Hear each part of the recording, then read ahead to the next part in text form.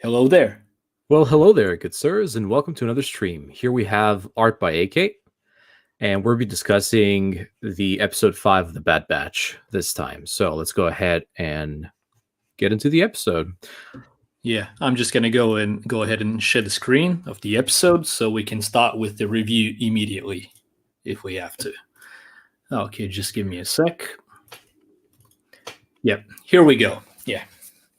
Anyway, who wants to start off from you guys? Any thoughts on the episode for starters? Well, personally, I thought that was like when the episode started, I thought that it was going to be a filler, and it was like trying to hide it, if you know what I mean.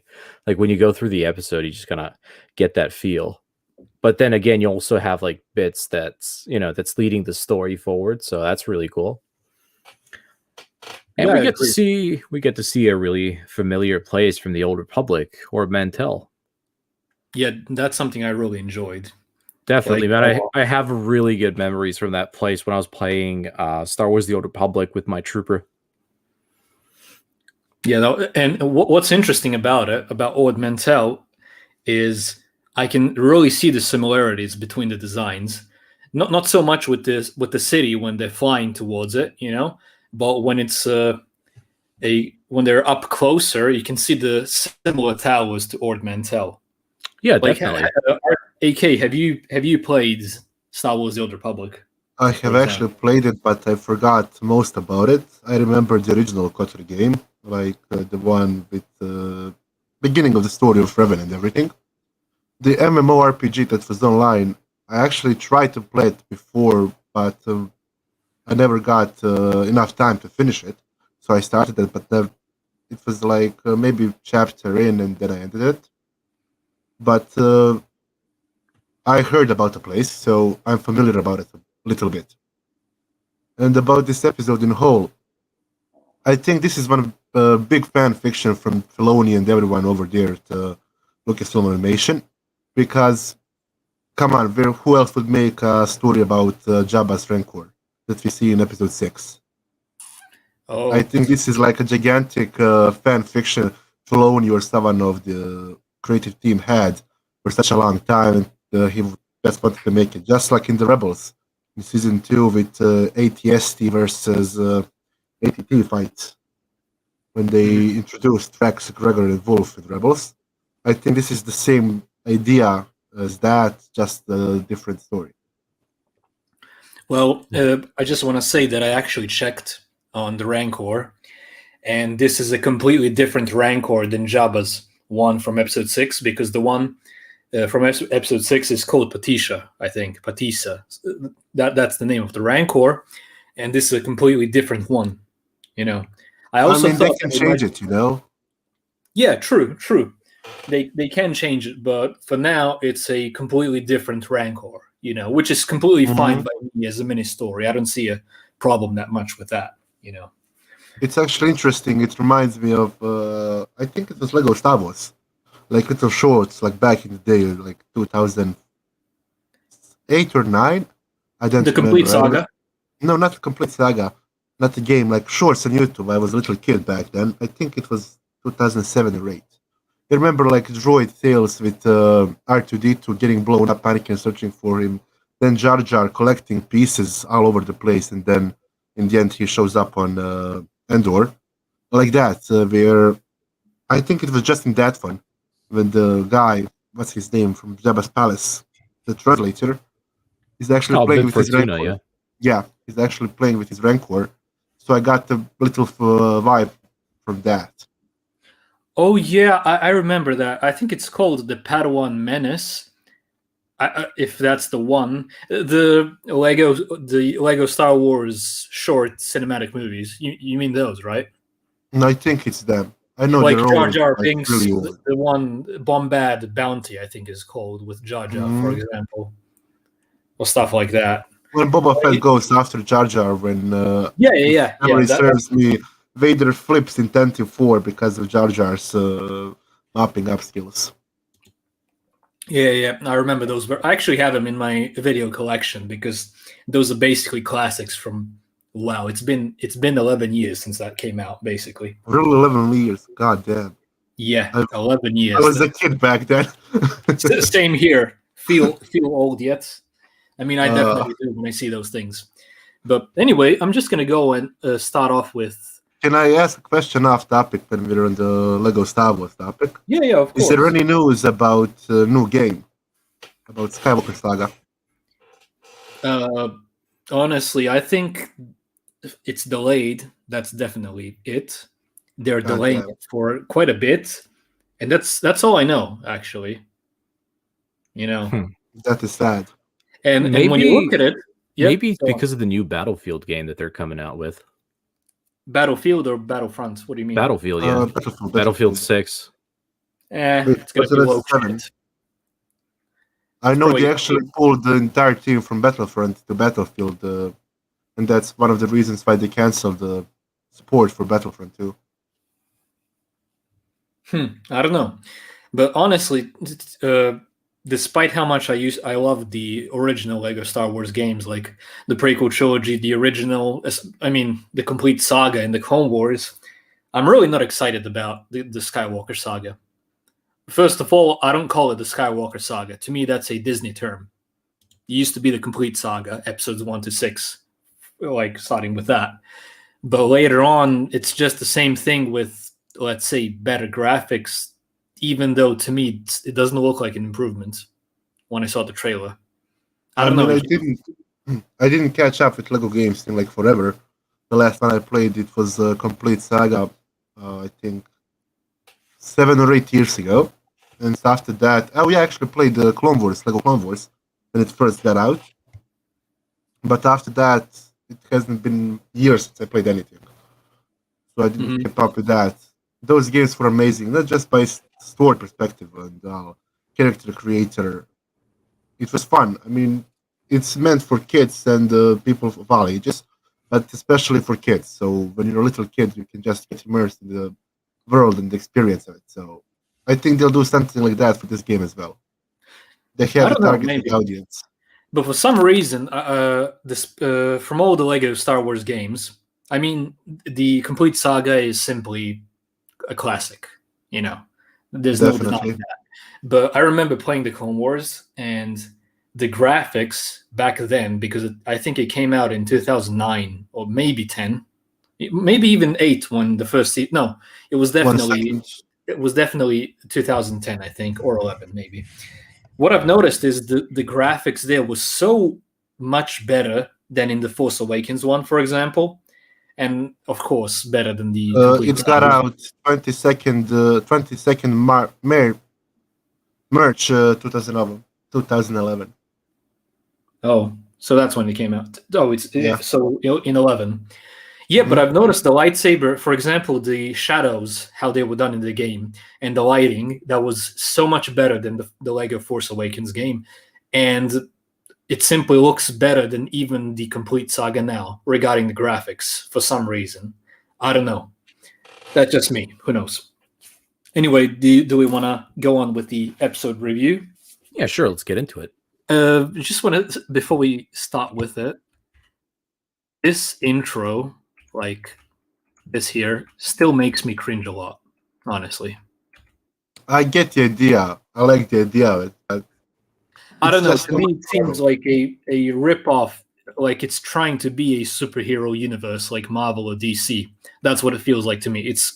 And the music feels like a superhero theme and not Star Wars to me. I just can't get over it.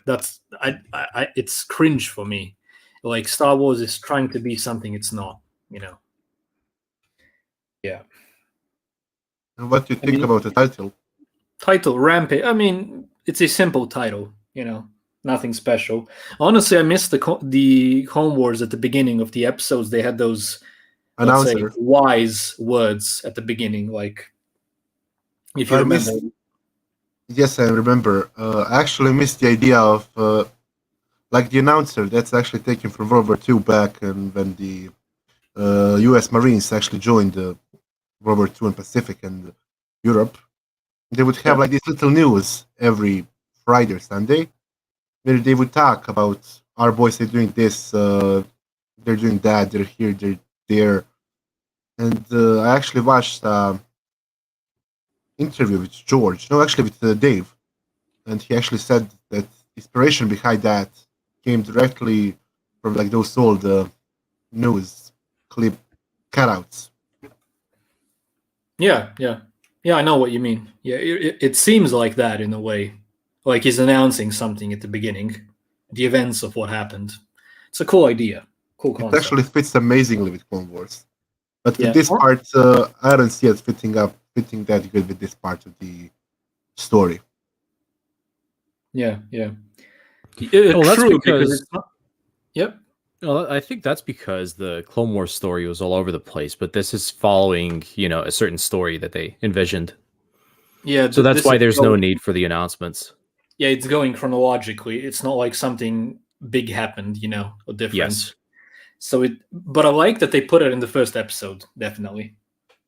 It was the ending of the Clone Wars. Yeah, because it's still the Clone Wars, and we still need to know the context of what is happening. So it was a good thing. Although Tom Kane, the voice actor of the announcer guy and Yoda and Yularen, he had a stroke, and it seems like he's not going to be able to voice anymore. Sadly. That's sad. Yeah, if I'm not mistaken, they said that he can barely talk right now. That's too bad. That's too bad. Yeah, hopefully yeah, he gets better, man. Hopefully Yeah, he gets I better. hope so. Fast recovery. Best wishes from all of us here. Yeah, may And God to bless have him for many years to come. Yeah, may God bless him and for all the wonderful voice work that he did over the years for us. Honestly, Clone Wars wouldn't have been Clone Wars without him. 100% true. He did a lot of voices. Now that I'm Okay. looking at this scene, I really love how Wrecker is just lifting up that gonk droid. Yeah, he does that in every single episode now. Yeah. Yeah. It's like It's his a background. workout routine. Yep. What you think about the joke with the communication? Oh, it's fine. Communicator. It's more of a kid joke, if you ask me. I mean, it kind of fits with the personality of her character and her as a It character itself. And everyone should remember that she's a child, so it's expected when you look at it. Well, Yes. character-wise. She's So not I'm Ezra fine. because Ezra was just done so badly in the beginning.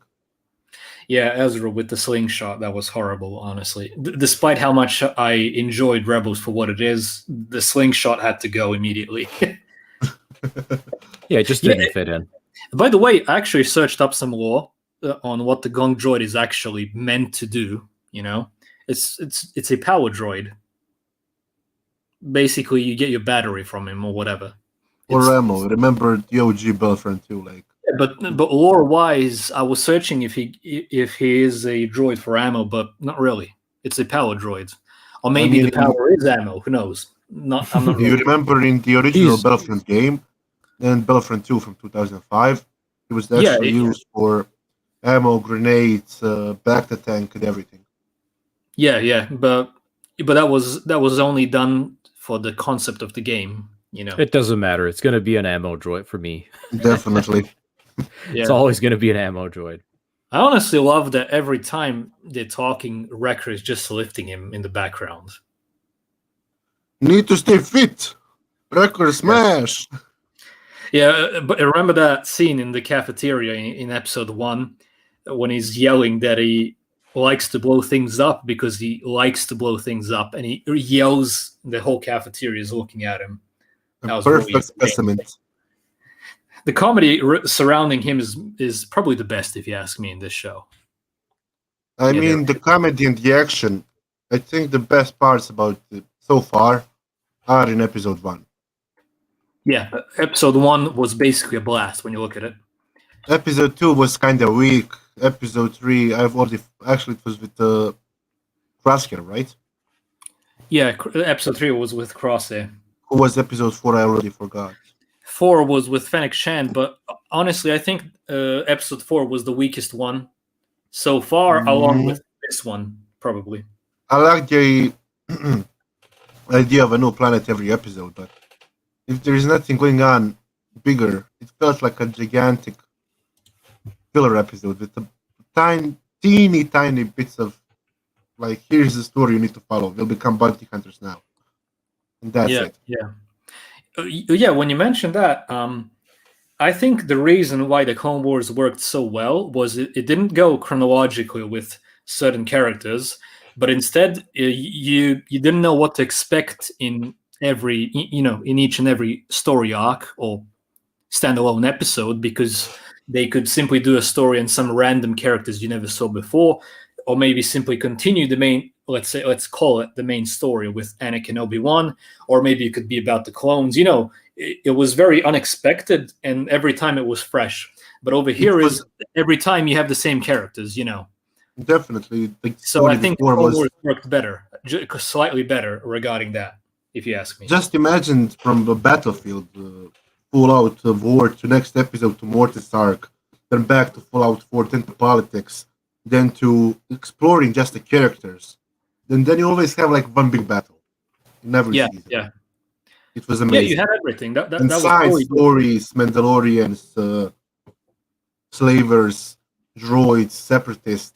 Like I love the idea of them explaining CIS movement.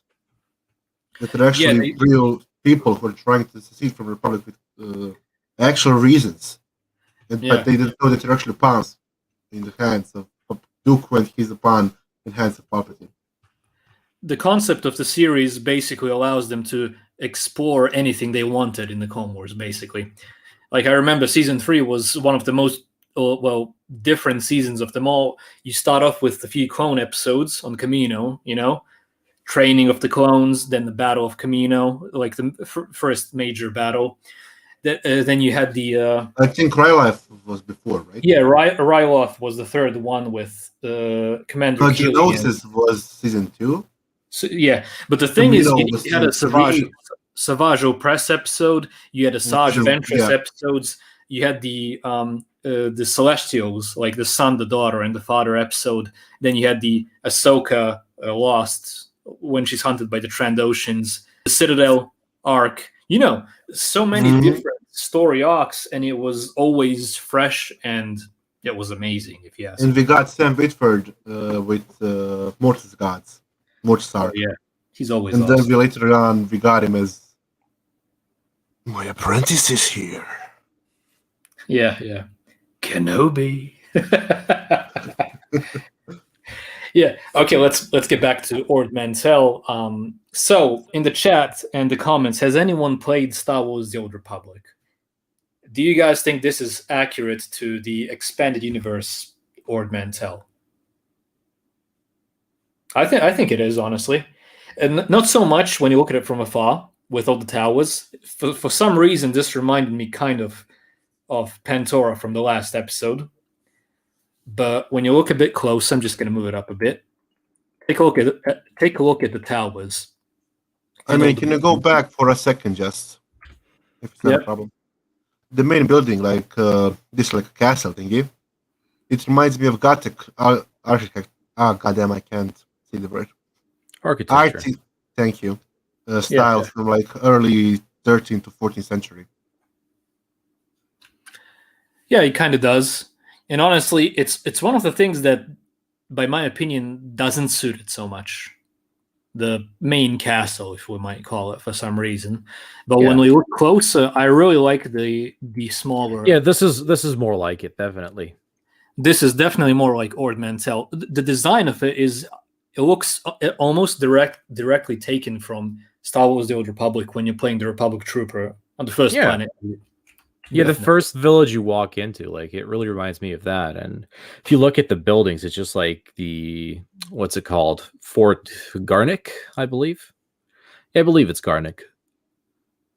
Yeah. I can't remember, but it seems right. But what I've noticed with this series is every time they land somewhere on any planet, which has a city or whatever, the hangar is always the same. It's cheaper, trust me. They need to animate the background every time. No characters, buildings, atmosphere, and everything. Of course, they will reuse some assets. Yeah, but every time it's a circular landing pad. I mean, do you want to have a circular landing pad in every episode and some good action fight, or do you want a new hangar every episode and a lower quality fight? I don't know, honestly. You're gonna have to watch a bit more episodes. But this is the 5th episode, and I'm really hoping that they move on to making Imperial-based episodes with Crosshair and what's happening with the Empire, because these feel like fillers, if you ask me, but the Imperial ones would feel like something is actually happening, on a larger scale in the galaxy. You'll actually get that episode. You've seen it in the trailer when they're actually taking up ATST. No, AT-80. ATS. Oh, yeah. One of them. One of them. That's probably going to be on their own. I'm really looking forward to that one. That would be That cool. will be one of the bigger episodes. I think it will. I hope it will. I just don't want that to be like season finale. It would be sad if that's the season finale. Maybe it could be the mid-season finale, for example, episode 8. I would actually put Rex in mid-season or at the end of the season, because I don't think they will try to use him so soon. And we need to see Cody. Yeah, definitely. Do you guys think we're going to see some, clone commanders from episode 3 or something like that? I mean, so many of them are dead, like the most known ones. Mm-hmm. Even Vader himself killed some of them in the comic books, mostly Coruscant Guard. Yeah, he killed Fox, but who cares? Actually, killed Fox. I doubt we're going to go to Coruscant here, but if I remember correctly, Fox died, I think maybe 18 BBY, but I think it's more in the same year. No, Jocasta knew. I think it's the same year because Jocasta knew came back to the 19 temple. BBY. Yeah. Yeah, and Coruscant Guard opened fire on Vader. Then he just jumped down and killed Fox for his troopers shooting at him. Yeah. Bro, I just want to see Cody, and that's it. I want to see Delta Squad. I'd love to see some Easter eggs. Maybe at least a background trooper walking by, him being Apple or someone, Bakara, Neo, doesn't matter. Imagine seeing all those guys in new Imperial gear. I think that would be awesome. It would be awesome, but they would all look the same. Yeah, do you think they will be customized, or would they wear just the same standard, Imperial outfit? As much as I remember in the Legends, the only legions that were actually using colors were Coruscant Guard and 501st, Pertwee Vader's Fist. Everyone else had to go plain white armor. Even commanders. That's too bad. I've been searching up some lore regarding the clone stormtroopers when the Empire takes over, and how and when did they get the stormtrooper armor. And my conclusion is, which is what a lot of people are going to see in a lore video in the near future when I write the script, there are basically, as far as I can tell, 2 versions of stormtroopers before the stormtrooper version that we get in the movies, the main one. Let's call it phase 3. The official stormtrooper armor. You basically have if you guys have played Star Wars, the Star Wars: The Force Unleashed PS2 version, when you go to Kashyyyk with Vader on the first mission, you have Trident Squad there. When the blue markings, but different helmets. Yeah, the helmets are a mix of phase 2 clone troopers with a more similar visor to stormtroopers. And then I've noticed in the Force Unleashed PC version of it, you have the more similar white stormtrooper, which has the visor of a phase 2 clone trooper, but it's more similar looking to a stormtrooper, full stormtrooper variant. So that's basically the 2 versions that I've noticed in between phase 2 and a stormtrooper armor. I think that's really interesting. But on the other hand, you have the 501st Legion, and they had they had the exact same blue armor for 1 year after Revenge of the Sith. And then in 18 BBY, they all got, even the commander, who's Commander Vil at that point in time, they all get white armor. You can't differentiate with a regular trooper and the commander. They all get white phase 2 armor in that example. Do you know what I think actually Filoni and the rest of the team will do? What? You remember the original concept art for Stormtroopers by Ralph McQuarrie? Yeah. I think they will pull something like that in some of these episodes. That would be actually cool. That would actually be amazing, because they use so much of his concept art that was never like pre-planning stages or some other things that were never never came to life, they actually take it and they give it life. True. It would actually be amazing to see original designs for Stormtroopers by Ralph McQuarrie from like 70s, actually 60s, better tell, to come here today in this show and to put them like in the story, like the It's very possible. I remember they used a lot of things in Star Wars: The Old Republic, like the Stormtroopers, and Rebels also uses the same helmet, a similar actually helmet. The cadet helmet that they have in Rebels. Yes. That's also a Ralph McQuarrie art. Well, I mean their ship in Zeb. Zeb is actually a copy of original model of Chewie, and their ship. Yeah, I know that. But I meant the helmet that Ezra wears in season 1, the one that he stole, like a Imperial cadet helmet. When they broke in, I remember. Yeah, they have a similar one that was also used from the concept art in Star Wars: The Old Republic for the Republic Snowtroopers. Todd knows those. We used to play them. Mm-hmm. Yes. Yo, let's go ahead and skip over a couple scenes until we get to that office, because there's some really interesting things in there. Yeah, I've noticed that. She's got a pretty neat collection of stuff. There's a couple of Easter eggs in there. It's pretty cool. Okay, let's go. It's interesting that they went in full gear, because they usually don't do that. Mm-hmm. It makes them be very obvious, which was surprising to me. But then again, did you see hunted by what's her name? The bounty hunter. They're actually hunted, so it would actually explain why. Oh yeah, maybe they're just being more careful. They're being more cautious, definitely.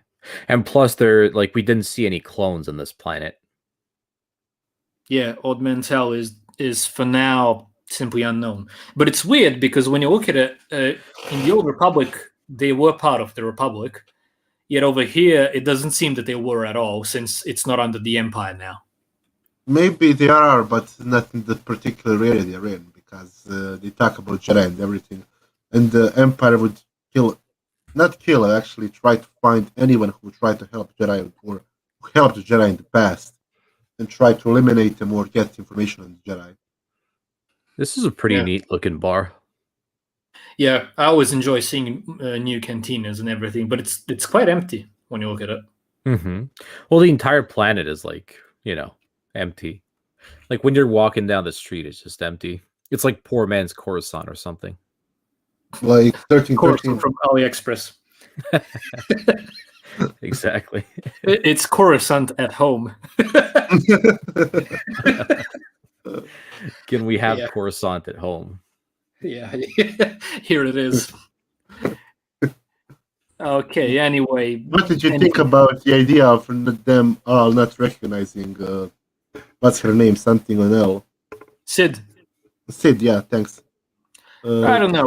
It's probably just to make it, I don't know. I don't see a purpose there as much. Maybe a joke gone wrong. To make Omega stand out. Omega. It's Omega now, It's Omega. Shrek is love. Shrek is life. Okay. Then we have the typical. Actually, this isn't so much a cantina as much as it's a what do you call it? Gambling casino. Yeah, a gambling establishment. Well, I guess it's a bit of both. Yeah. You also have a bar. Yeah. And those things look like music machines if you see it like in the background. No, they look more like jackpots or something. Yeah, we can even see like 3 sevens over here. Yeah. And he moves back. Animation still looks amazing as always. One of perks being a multi-billion-dollar company. So. Yeah, true. I kind of like that Echo has a cutout in his helmet for his, I wanted to see that. I think that's the first time I noticed that today. Yeah. Me too. When he places the helmet down. It's basically like he places it towards his face, not from above, in a way. Yeah. He just slides it on. That's really cool. It actually moves like, Transformers in the Michael Bay movie. Like how the CGI, like little parts moving and everything. That helmet reminded me of that. When he when he put it on. That's a very unique looking helmet when you look at it closer. Very good design, if you ask me. But although it's original, it was supposed to be seen in the Clone Wars in the unfinished Kashyyyk episodes. He was supposed to have a normal hand. I mean, a robotic hand. Yeah. Okay. Now we have some Easter eggs here, which is always nice. Maybe at some point he gets a replacement for his hand. I think the Lego set is kind of revealing that he's going to have a regular hand. Well, a metal regular hand, which I'd like to see. For some reason, he seems weaker to me with only one arm. Yeah. Like in the fight on Kamino with the other clones, you'd expect an ARC trooper to be, and a special forces trooper to be a much better fighter against the regular clones, but I think that he's missing an arm, which is a problem, kind of. He has a disadvantage. Yeah, to me, Echo seemed the most badass when he was an ARC trooper in the Citadel episodes with the twin blasters. He seemed the most capable. He was most reckless as well. True, but he was more capable than he is now. That's what it seems like. Definitely. To me. He needs Echo played it. Fives played it safe. When Echo, the guy who actually repeats all the orders and everything, went rogue. Yeah. What do you think about the helmets from season one? Touch. From season 1 of what was it called? Shadow's Hand or something. With Grievous's secret weapon, Shadow's Cauldron. You see it like in the left corner. Wait, Shadow Squadron? Yeah, the guys who Anakin flew aside when destroying Grievous's ship. I don't know. Those the phase. Actually, it's the middle phase. Like the phase 2 pilot just seems like a regular phase 2 pilot helmet to me on the left. It seems like phase 1 to me a bit, like from original episodes. I don't know. I think it's irregular. I did a lore video back a few years back on that, and we've come to the conclusion that there are 3 phases of helmets. The first one, the ones you see in Attack of the Clones, this is technically the second one, and the ones we see in Episode 3 are the third phase in a way. Mm-hmm. Oh, so I forgot about Episode 2. Mm-hmm. Sorry, my mistake. I forgot about Attack of the Clones. And also, we have a regular white one. Yeah. Although is that an antenna? It has an antenna on. Wait, does it? I think it's just from this perspective. It looks like an antenna. I didn't notice that before. Yeah, I think it's only a shadow. Doesn't really, doesn't really show well. We have a few better shots. And what's pretty interesting though is those flags behind her. The flag on the left is if you add another V section on top of it and like invert it, it is a very similar looking flag to what was in Fort Garnick in Star Wars: The Old Republic. Really? Yeah, I remember that. It does look like it.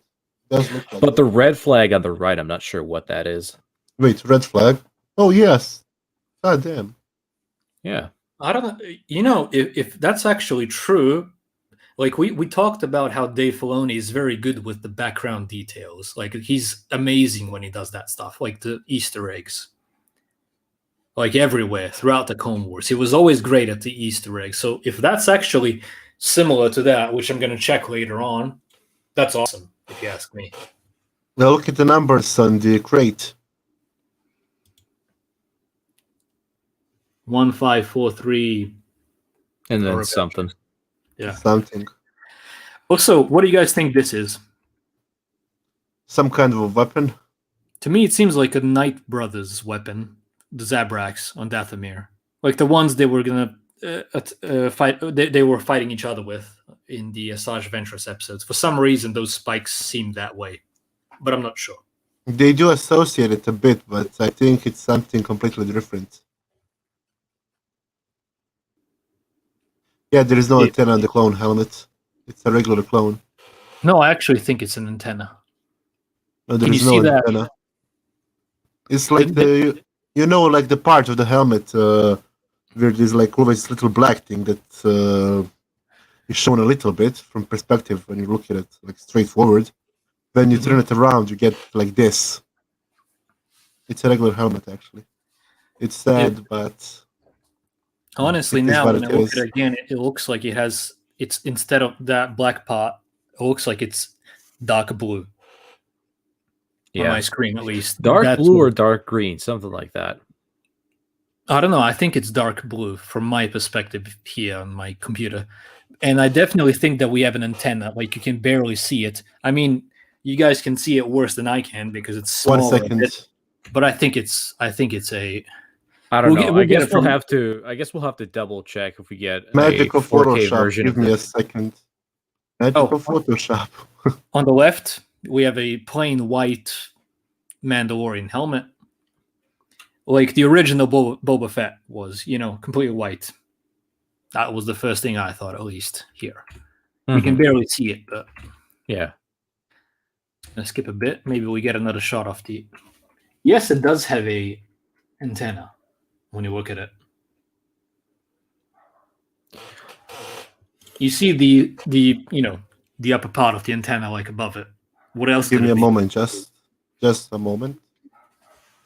I actually worked on the image. I'll send it to you boys in a second. 1 sec.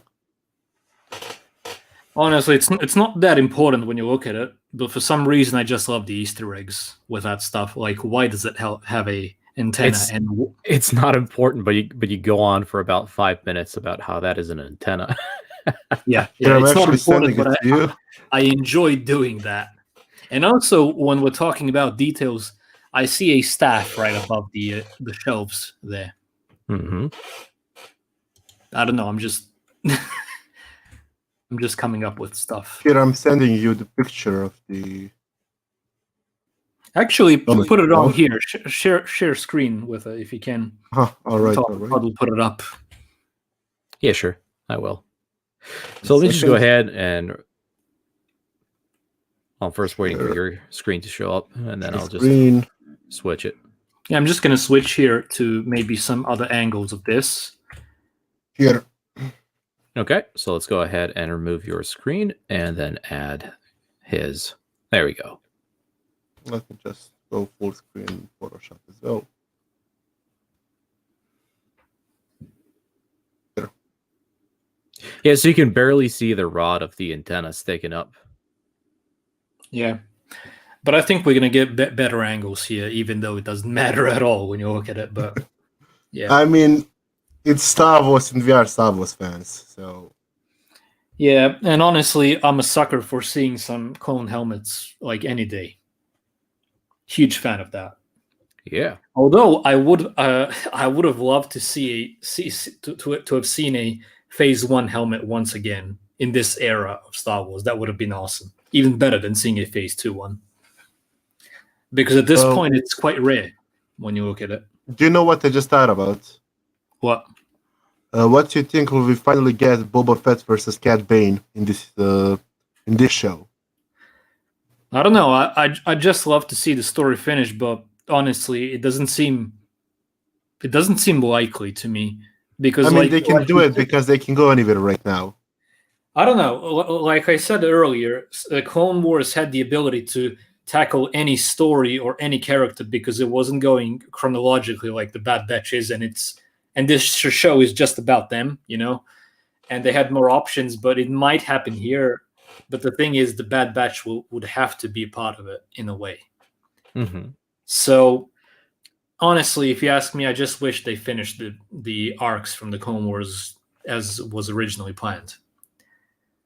But still, it's considered canon by official canon and by my head canon as well. So technically, it happened any way you put it. Although it's not confirmed if Cad Bane dies there, but it's most likely. But then again, I would really like to get blessed with another season of Clone Wars. Definitely. Yeah. That's a very good word you used there. Blessed. Who wouldn't? That's how it felt when I watched the Siege of Mandalore. Honestly. Yes, that was so great, man. Thank God. It was like a movie itself. It was like a movie, not a show. Yes. It's not a life of its own. Someone should make like a supercut and then just tie the episode in with episode 3. That would be awesome. They did. I think they did. We need Clone Wars version of Snyder's cut now. Make it real. It's the Lucas cut or the Filoni cut or something. Filoni cut. Okay. Actually, I heard that if George Lucas did a Revenge of the Sith cut of his own, I think they have footage for an 8-hour movie, if I'm not mistaken. That's what I I heard. heard about that as well. Imagine, That would be amazing, but just imagine seeing like 2 more hours of footage for Revenge of the Sith in finished form. That would be amazing. it would. But I don't think we would get it. The movie is already like what, 16 years old. True, but still, it would be very useful and fun. That it would. It would actually be You would amazing. probably get a lot of things that are not too important to the story, but something we as fans would really appreciate. Like, I'm guessing we would see even more Order 66 scenes. Actually, about that part, the part that we actually got in the movie was even more than the original idea. I watched the Did you guys watch Star Wars Theory? Actually had a guy who wrote the novelization book for Episode 3 and 2 and 1. Mm-hmm. The original idea by George was to just give Anakin walking in the temple, show a little bit, and that's it. He wanted to do even more in the book, but he said no, it would be too dark for Star Wars. I don't want to go over PG-13. It's enough for the story, so just do it like this. So they never actually went too deep with that. They expanded it way more in the Episode 3 video game. I don't know, did you guys ever play that? If you I need to go, have. go get it and play it. It's an amazing game. So the most about Order 66 we ever got is in that game. Or when you simply combine it all together. You know? Yo, here's an interesting thought. I'm looking at the by comments itself, right you know. now. I'm looking at the comments right now, and a guy said, I would definitely want to see Cad Bane on the show. And what would be pretty cool is if Fennec Shand was working for Cad Bane. Yeah. Actually, that would be amazing. Yeah, I'd love to see that. And when you look at it, even though it's technically considered in the official Disney canon that Boba Fett fights against Bane and gets the dent in his helmet, I don't see a problem of Cad Bane surviving at all. Yeah, he is a sneaky little fella. So I mean, it's a cool way to go out. I mean, Boba Fett kills you and you give him the legendary dent that he has in his helmet, but still, not a problem at all for him to survive. I mean, the guy went to Jedi Temple and played the Jedi for fools. So yeah. I honestly find it amazing that a simple TV series, even though it was very advanced for its time, the Clone Wars, made such an amazing bounty hunter. Like, in my opinion, he's a much more competent and better bounty hunter than Boba Fett ever was. That's just me. That's how they portrayed him. That he's very capable, more than. But not even close to Django. Yeah. I would say that he's on par with Jango Fett, definitely. I always like Django. Go on, finish. Django is a legendary bounty hunter, and I would say Cad Bane does go very well on par with him. I would actually say that Django is way better in every aspect than Boba. Yeah, I think so too. I mean, yeah, Boba has amazing badass moments in Legends and everywhere, but he never fought 7 Jedi and then killed them with his bare hands and survived. Yeah. He never became the leader of the goddamn. I think his clan was called Protectors, right? Concord Dawn. Yeah, Concord Dawn. Yeah. Boba Fett is very badass. He fights against Vader. He has a shot on Galen Merrick, Starkiller, and everything. Honestly, he doesn't take the EU made him an amazing character. The Clone Wars did okay with his origin story. Oh, it was actually good. It was good for origin story for Boba. It was actually amazing, way better than we ever got for some other character. Except main characters, Luke, Leia. Actually, we never actually got so much about Leia before New Hope. Yeah, just a bit in Rebels. That's about. Not even in comics. We got if I remember. Little things. When in Luke, we have so much on Luke. Yeah. But still, not too much even about Luke, and not even much about Anakin when you look at it. But Luke has way more than Anakin, but Anakin does have three first movies then comic books, then shows, and then episode 4 he was like what 6 or 7 minutes as Vader in it. Well, Then episode Anakin is the 5 best character, honestly. definitely. I mean, it's his story, so of course he will be everywhere. But I think Luke in like comic books, like think about that post Return of the Jedi, or even during the time of episodes 4, 5, 6, Luke has so many comics, Yeah, old yeah. ones and new ones. While he's in the Rebel Alliance, he has quite a few. Like you have the Star Wars Empire comics, Star Wars Rebellion, Star Wars Tales. It's countless comics. You And simply even the can't go games through them. after, like Jedi Academy, when he forms his academy on Yavin 4. Yeah, I wish we saw let's say it, a sequel to that. Like I know there was amazing. one planned with another Kyle Katarn game. I would have loved to see it, but you know. That game was actually so good. You can actually make your own character, just like in KOTOR 1. You can actually customize the look of your character. Yeah, You can although choose what gameplay- path you want to go. I Yeah. love that about KOTOR games, Star Wars games in general, like from early 2000, late 90s.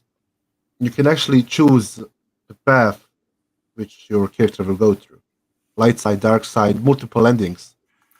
And every Yeah, choice affects your story. But now KOTOR you did just that the best.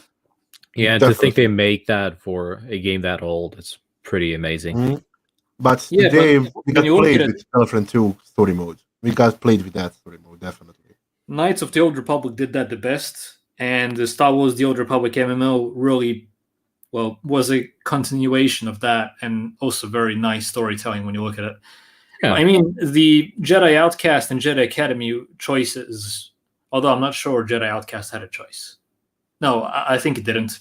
But Jedi Academy have a choice of light side, dark side, but it's not a really big one. It's only one choice in the entire game. You know, KOTOR, every single choice has some consequences when you look at it, and it was really amazing for its time. Definitely. Well, that's why you have the save button. So if you Save don't like button. if you don't like what you did, you can always go back and. I remember having about 200 saves for the entire game because I had most saves at the end, like when he fights Bastila Shan and when he fights Malek. those old games really needed saves because if you couldn't save the game, you'd never pass it, basically. And back then there was no YouTube. You had no idea how to like go and find the cheat code or something. Oh yeah, I Like, you remember had to do it all alone. Do you guys remember the puzzles on Korriban in KOTOR? I actually needed a tutorial to pass one back in the day when I played it for the first time. You remember those pillars? You have to pull this and that. Fuck. Yeah. It was worth it, but not that much. I hoped for a better saber or something. And in the end, what do you get? You get the goddamn steel sword. No, vibroblade. Like, fuck you. Yeah. Yo, is that Wookiee fur behind her? I think it's like the Bantha, maybe. Bantha, yeah. Although this horn here looks maybe Reek, like the one from episode 2. Mm-hmm. The Reek from the arena. I think it might be something like that. I thought of it being a Wampa one, but it's too big for a Wampa. I think Wampa is the back thing, like the fur. And this is from episode 2. I think it's a Bantha in the back, maybe, because of the color. Oh yeah, Wampa is the guy from episode 5. The other one is from episode 4. Yeah. Sorry. Anyway, let's move Darth on and with Tatooine. the episode a bit. Yeah, nothing special here. They get a side quest, basically. Although by the way, what do you think about Wrecker's headache now? Before I thought he was faking it, but now it shows like way more and more. Mm-hmm.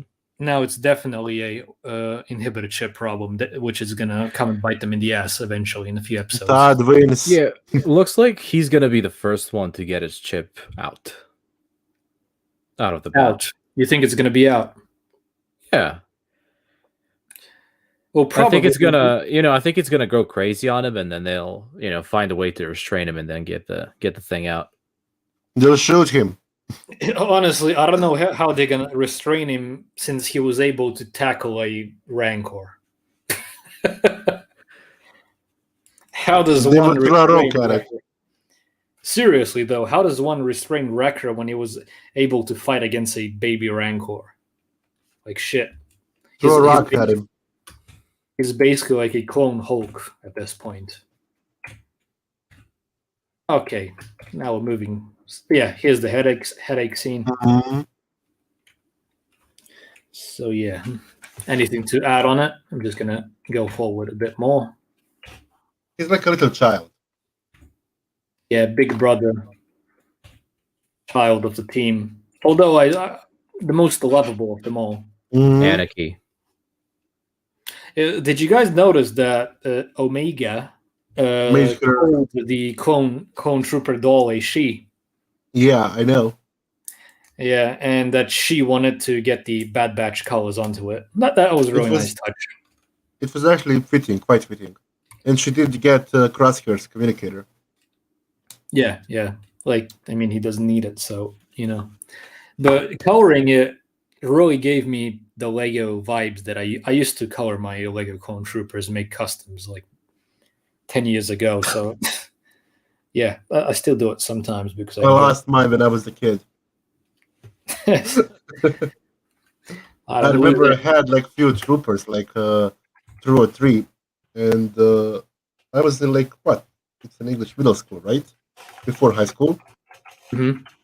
I was like what? 3rd or 4th grade. I brought him alongside and left him underneath the table.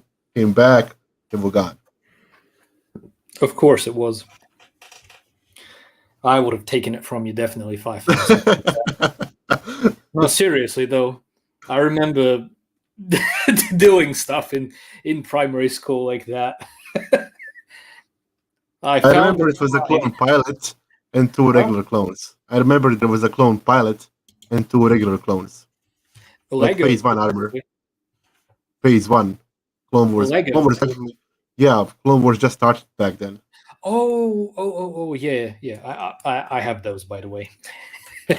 So it was definitely me who stole them. Definitely. Yeah. Okay. Let's move on. This here doesn't seem like Ord Mantell to me. It seems like a different planet already. What do you guys think?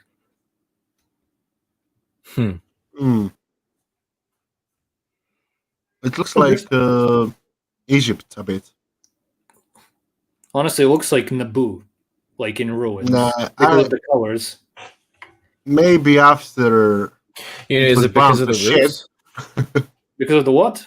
Maybe because of the roofs. Yeah, because of it's green like on Naboo, and it's beige. No, do you know what it reminds me of actually? What? Mines. What? Ancient rate was actually disappeared without a clue.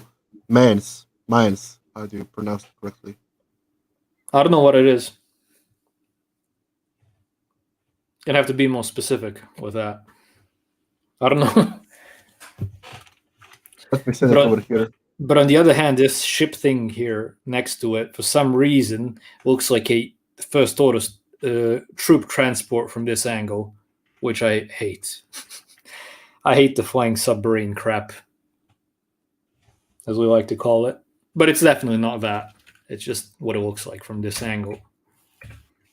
It is only a transporter, probably for slaves. Yeah. By the way, we have these. What are this species called? I can't remember. But I remember from Shadows of the Empire game, you have Prince Caesar. They used to be this species. It's a really nice EU alien moment. I mean, choice. That's what I was meant to say. Okay, let's go. The animation looks amazing, as always. Like, especially in these light shots, the clones really look very detailed and sharpened, if you know what I mean. The animation is really sharp with them. Definitely. You can see. Oh yeah, they're not making the same mistake like they always do with her, which is, let's say, stories kind of. Of course, she's pissed. She's female. That's how it goes. You don't give them what they want, they get pissed at you. Be quiet. Yeah, it happens all the time. I know best. We all do. That's the sad part. Yeah, Just give them what they want. basically. Even though you know it's a mistake sometimes. Definitely. Okay, I don't know what to talk about regarding this specific part. Nothing really special happens. If you Yeah, ask. nothing really stands out. I mean, you can't really talk about much when you're, reviewing Yeah, action just- scenes. I mean, it looks fantastic. I love Echo's helmet here or whatever. I mean, just look at it. It's like a Phase 2 hybrid mix, whatever it is. I had to I don't redraw that helmet today, so don't even Really? talk about it. So you're not happy with it? I'm happy with it, but I was pissed because when I started the Bad Batch piece, there were like bad versions of concept art on the internet, and from the trailer you couldn't get anything from Echo with helmet, even let alone Echo himself. So I tried to make season 7 mixed with Arak Trooper helmet, and then today when I was actually checking out the new episode, I seen that his helmet is way different than what I'm doing. And I was like, God damn, I have to do this again. Mm-hmm. Oh, yeah. I mean, there's nothing really stands out here. Although immediately when I saw these bow and arrows that they have, I think Night Sister vibe. that's well, it appears it's not a Night Sister thing, but she took it, and that's basically the justification we have from the trailer that Omega has. Okay, someone said it's a ruined Ord Mantell city. Yeah, possibly, but the style. Well, that's exactly what it is, since they're on Orb Mantell. Yeah. That was a war-torn world in Star Wars: The Old Republic, so it still might have been, but the buildings are very different than the ones from the capital city. Well, is it the capital? I don't think so. Yeah, it's kind of too small to be a capital. The thing is, it is. I actually checked on Wikipedia. We actually need to praise Adam. He's been with us every single stream so far. Yeah, I know. He's the guy that always gets banned on the Discord server for some reason. I don't know why. No, seriously. Like, it happened 3 or 4 times this week. I don't know why. The dark side of the Force is a pathway to many abilities.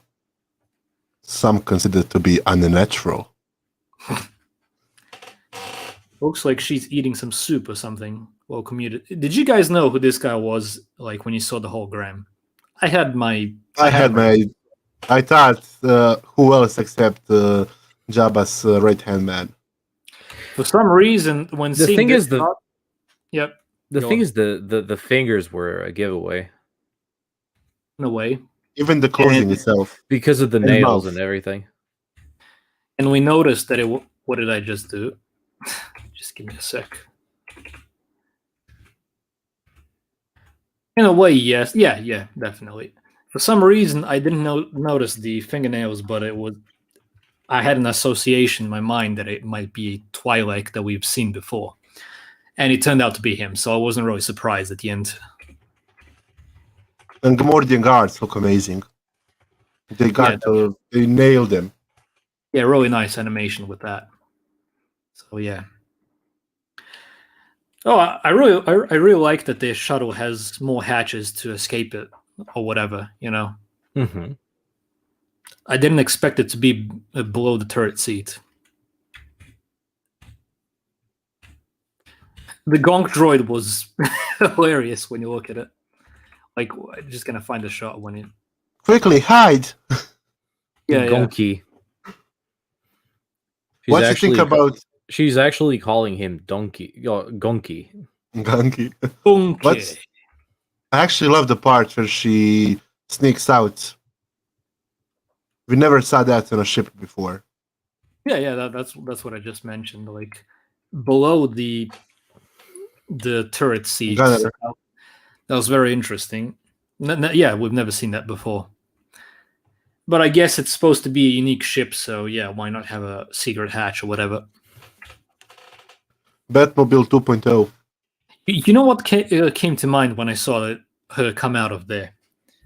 Like, it seems very easy for anyone to get out of the ship, despite it flying through space, and you know what I mean, like 0G and everything. Yeah, the thing is, if someone's going to shoot you in space, you're pretty much done for. Yeah. That's what it seems like. She came out very easily, and this thing flies without a problem. It gets shot or whatever, and nothing. The ship doesn't decompress or whatever. Yeah, I don't know. That's just my thought. Like it was very easy for her to come out of this part here. Yet this is the turret seat, and what happens if someone simply shoots any part near this area? I would think that they would simply, go Well, into then space. again, I guess they do have a shield, right? Yeah.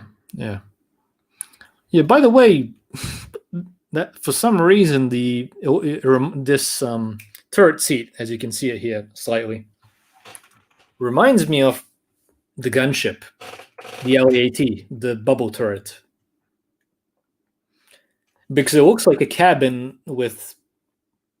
Well, it's similar to the Ghost when you look at it. Well, the thing is, what it more reminds me of is the cabin in the ATT. Oh, yeah, you mean the shape of it and everything? Yes. Yeah, agreed. Interesting weapons when you look at it. How it opens up as a bow and arrow, and we haven't seen that before. But for some reason, I don't think it kills someone. It probably just stuns them. That's what it seems to me, in a way. Mm-hmm.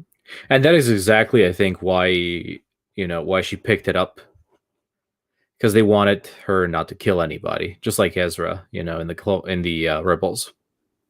Because she's only a child and she doesn't want to hurt anybody. So that's probably the reason why they.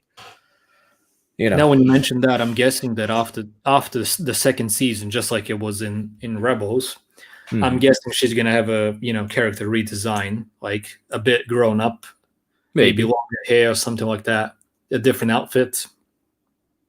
Who knows? Maybe she gets her own armor, like a female version of the Bad Batch armor or something, when she's a bit more grown up. That's what I'm guessing is gonna happen. Just like Ezra got a new lightsaber in season 3, different outfits, haircut, everything. Didn't look that like saber didn't fit him at all. The green one. Yeah, it didn't fit him at all.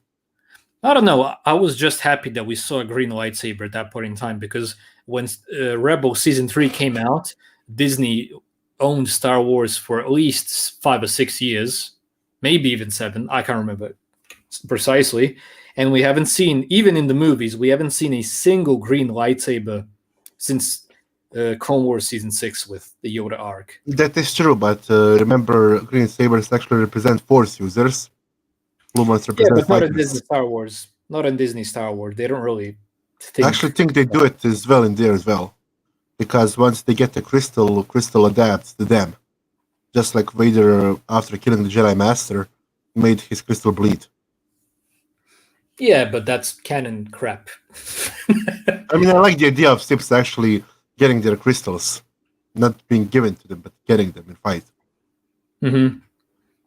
And They used to have they used to have a synthetic crystal. Synthetic. You would actually have to meditate for hours with Sith meditation to form a crystal. Yeah.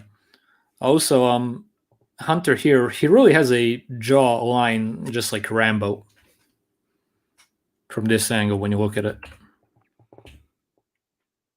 and here I as guess well, that's exactly what they wanted to do with him. Yeah, just look at him. That's like the main difference in his face and the regular clone's face is that jawline, I think.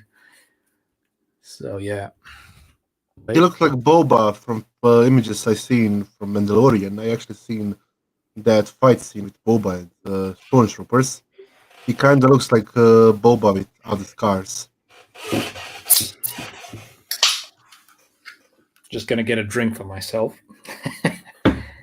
Crack open a cool Cheers. One. Yep. Okay, let's Which move one on. is it? Which one is it?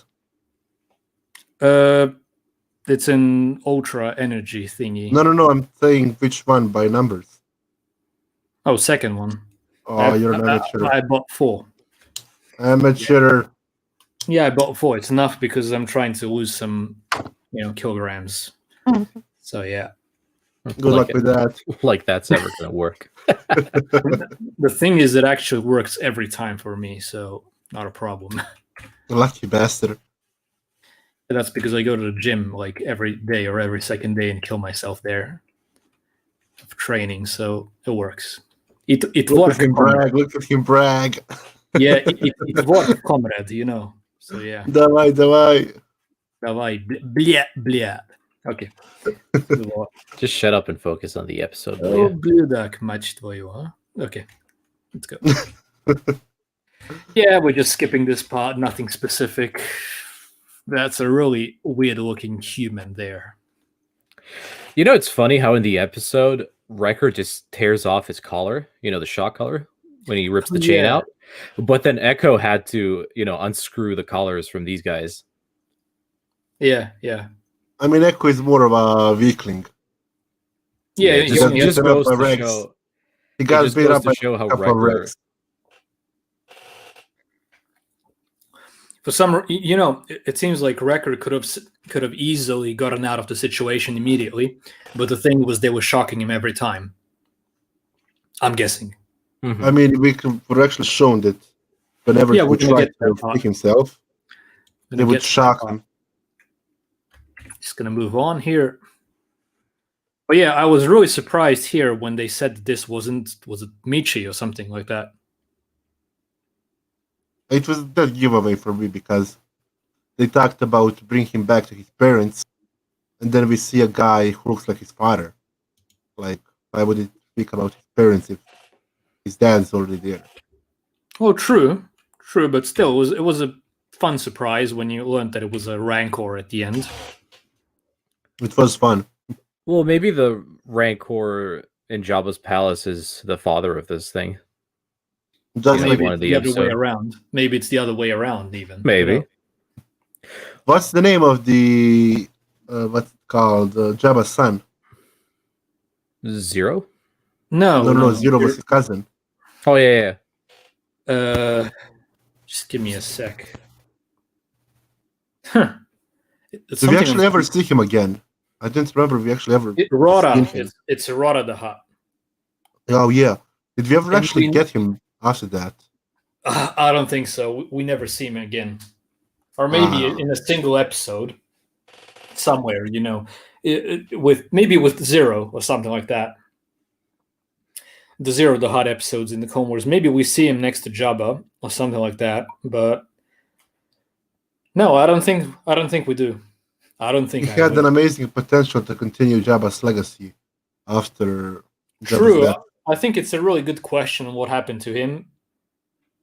Or maybe, who knows? Maybe in the Book of Boba Fett, even though I don't care about the series at all, maybe there they explore that Rora the Hutt is all grown up or whatever, and tries to reclaim Jabba's palace, make it his own. Would be a nice storyline, Definitely.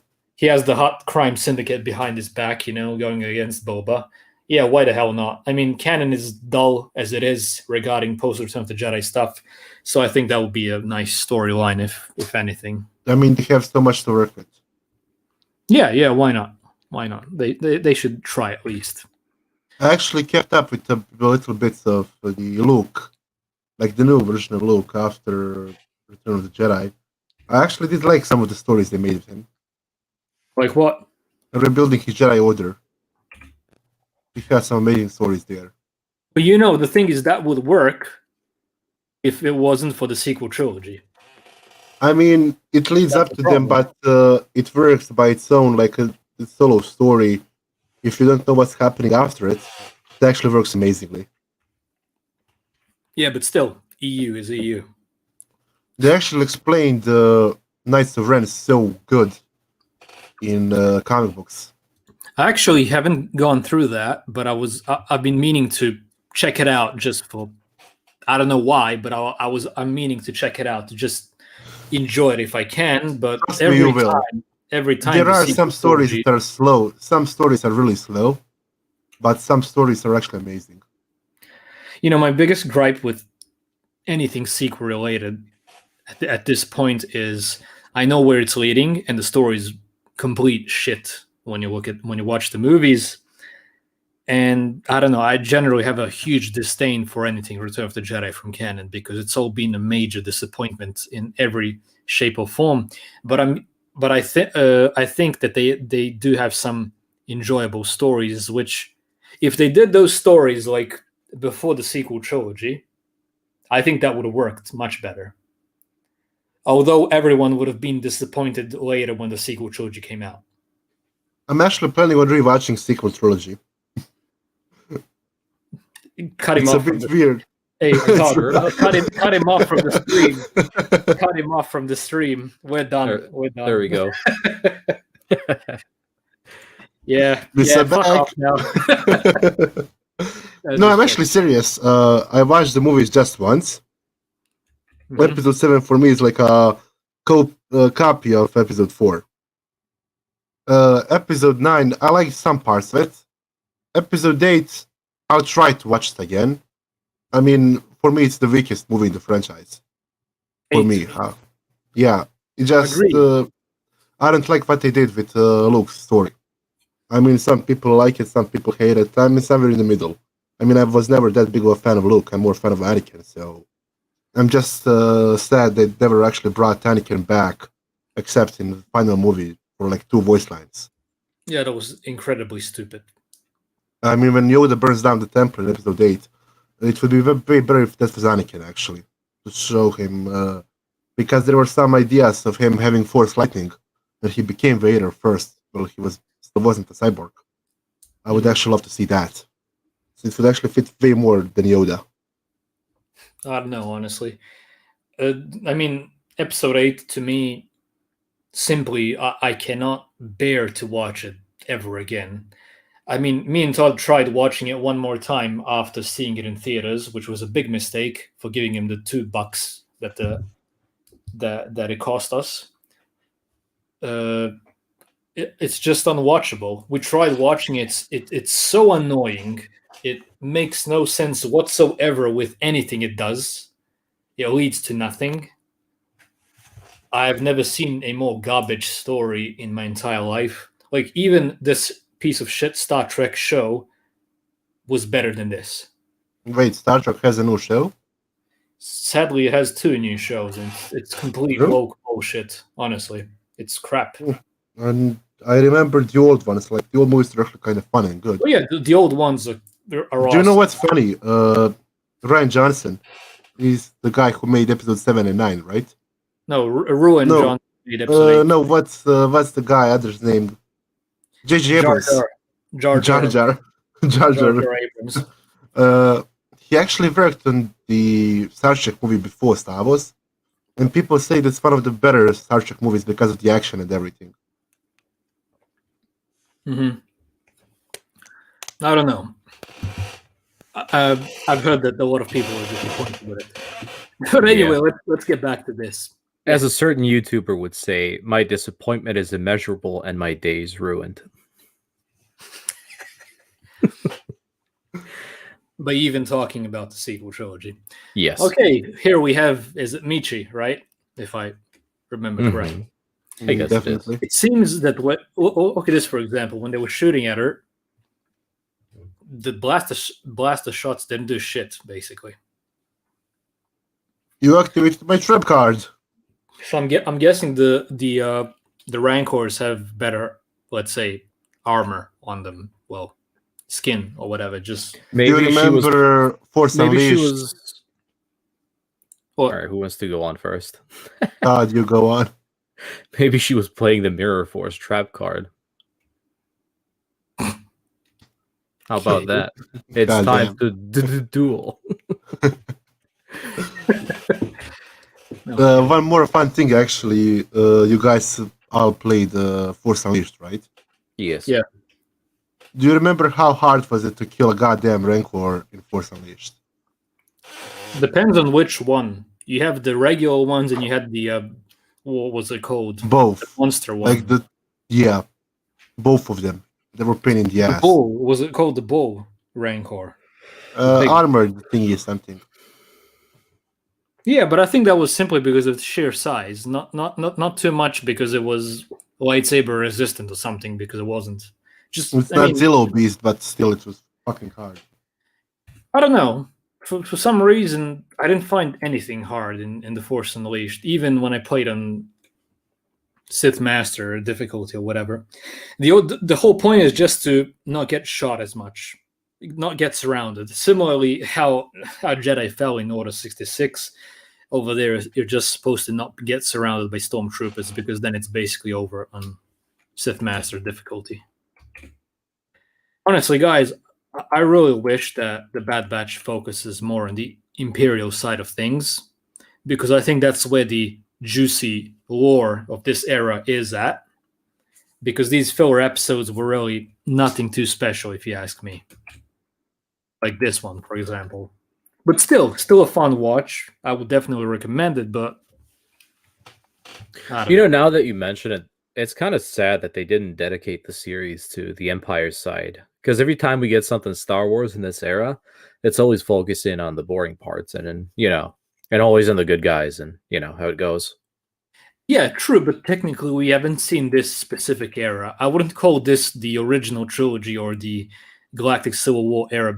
This is more of a Dark Times era in between, So it's very unique in its own way and different from both the prequel and the original trilogy era, but still, we need more Empire here, definitely.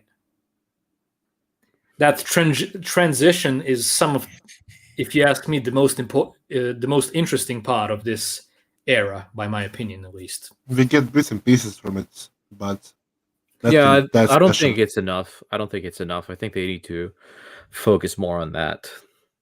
Yeah, we definitely need more there. Okay, is this the part when she takes the? No, when they're running, she will take it when they run. Yeah, it's a bit after this. They go to fight Slaver and his pet, and Echo and Omega go to save the civilians. Honestly, regarding the baby Rancor, I think they're going for the same thing with the baby Yoda in a way, because when you look at it, it is cute for a Rancor. Definitely. I mean, Rancors were always hideous, but this is cute for a Rancor, and I think we've never seen anything like this in Star Wars. I mean, babies are cute always, so yeah. Yeah, just add baby to anything. Although I'm guessing if you made a baby Gungan, Jar Jar, whatever, people would still hate him. No, people love Jar Jar. I would love to see Don't that. Don't be like that. No, I would like to Jar see Jar as little well. Jar Jar.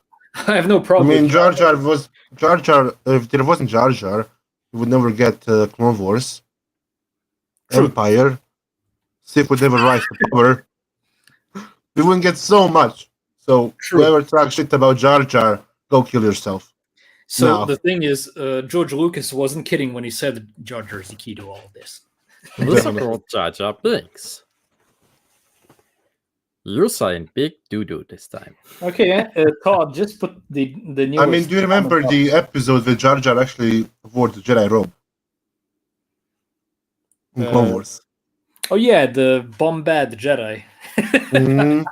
It's one of my favorite episodes. That was a really fun one. From I think it's season 1, episode 7 or 8. 7, I think. Yes, episode 7. By the way, what is Bombad supposed to mean? I never knew that. I might be an idiot for asking, but it's you have the episodes Bombad, the Lego animated thing from 10 years ago, Bombad Bounty, about Jar Jar. Then you have Bombad Jedi over there. You have an episode called Bombad General. It's on forum when Jar Jar is trying to rescue Anakin and Obi-Wan with the Coruscant Guard boys with him. It's always Bombad something. Bomb the shit out of someone. That's it.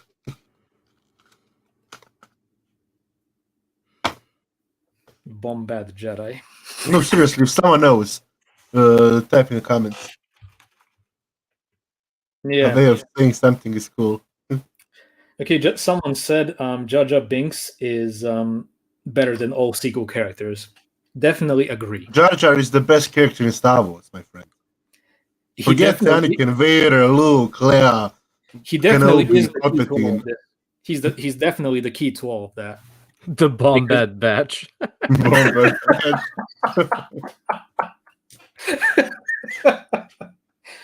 I really laughed when they said the sad batch in episode 1, but the Bombad batch is, It's even better.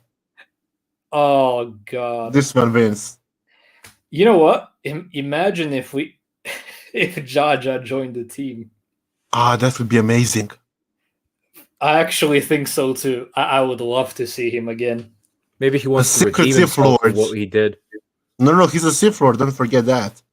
Bombad batch. He's behind everything. He's the key to all of this. He's Plagueis in disguise. Jar Jar is the key to all of this. Bombad clone. Okay, let's see in the chat what else can be Bombad something. If you guys have any ideas, so we can laugh our asses off, because talking about Jar Jar seems to be more interesting than reviewing this part of the episode, honestly. We need to slap Jar Jar face over here somewhere. Oh, thank you very much, Arbiter. Arbiter. How do you say that? It is the Arbiter. That's how you Arbiter. pronounce it. Yes. It's not the Arbiter or No. Thank you very much, mate, for the €2. As always. I think he's our lad from Yes, he is. Yeah. From around these parts. Yeah. Wait, Adam, where can we watch Darth Jar Jar all of the moments? I mean, there is Robot Chicken, but someone make a compilation of it. Yeah, that was a great one, honestly. The joke with him and Palpatine and the Jar Jar being the Sith Lord. Okay, let's go on with the Bombad batch. We want more Jar Jar. F in the chat if you want more Jar Jar. Don't leave me hanging. We'll get him next time, boys. Okay. Okay. Yeah. And anyway, here we're coming to the part where, you know what? I've never thought of this flying thingy beast from the Zygerians as being so powerful, especially against the Rancor. In a way, I felt sorry for the Rancor, Michi. What's it called again? I think Michi, yeah. Michi, is it Michi? Something like that, who knows. Actually, the last time we saw them, they fought Jedis. And not any Jedis, but Anakin, Obi-Wan, and Ahsoka. So, of course, they would be way stronger. Yes, this thing, remember? I don't think it was fighting them. I think they were just flying on it. And actually, they were attacked by it, as much as I remember, in the arena. In the arena? Hmm? No, I don't think they were. Not in the episode 3 arena, but in Clone Wars, when they were actually enslaved. No, I know that. I don't think they were fighting on it. I just remember Obi-Wan falling off of one and being captured by the Zygerians. And I remember Anakin flying with the Queen on one of them as well. From what's with Anakin and Queens? Like, seriously. He's a simp. You know, now that you mention it, Anakin is a simp. That's why. Simp Skywalker. Simp Bombad Simp Walker. Simp Walker. Yeah. Bombad Skywalker. I don't know. Bombad Rancor. I'm just thinking about Bombad stuff. But the Bombad batch is probably that's one of them. Okay. Put that in the title next time. The Bombad batch. I think I will. Okay, here we have the baby Rancor thing. Yeah, it looks cute, but it's very weird that its nose is above its eyes. So who do you think is right? We call it Zygerians, and then they in the show call it Zygerians. Did they say Zygerians? Yes, I believe it said it. Zygerian scum. I remember the that. Is, I think that the Zygerians in the Clone Wars, if I remember correctly, I think they said Zygerian slave empire, like in that way. I think it depends on who says it. Like they have a different English accent in the show, Mm-hmm. Some characters. So I think it depends on that.